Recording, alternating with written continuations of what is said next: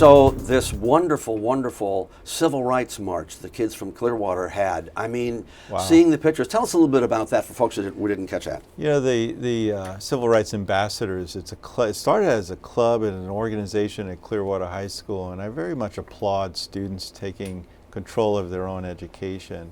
And each year they plan a trip throughout the Southeast, and they ended up in Washington. One year I was able to join them in Washington, D.C.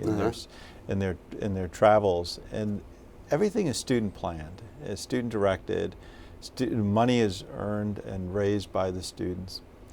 They came back last year and said, you know, we keep doing this, but we need to somehow impact our local community. How do we spread this to other high schools? Al, every single high school was represented. I was so proud. Over 800 students came and listened and assembled at Clearwater High School's auditorium.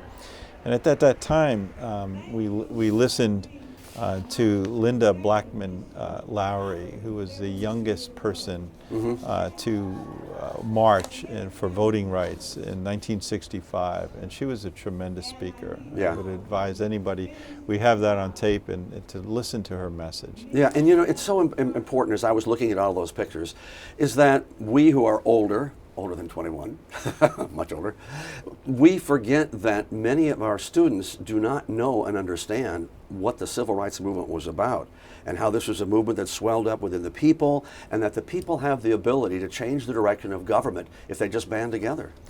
That's so true, and what was really interesting is that what Miss Blackman Lowry expressed to the students is that even back in that time in 1965, it was a youth movement.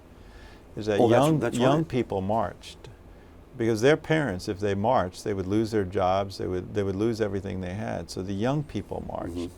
And as the audience chuckled because she was thrown in jail 9 times, she emphasized to them she was never thrown in jail for hurting anybody, taking anything that wasn't hers, but she was thrown in jail for believing her rights and fighting for those rights. And so it was a tremendous speech. We then went down. I thank Mayor Kritikos and the city of Clearwater, who opened up their bridge, and the city, and with the police department, our own school's police, and our students had that walk. I can guarantee this: our students and the students there and throughout our high schools understand more about the civil rights movement in this country because they are living it.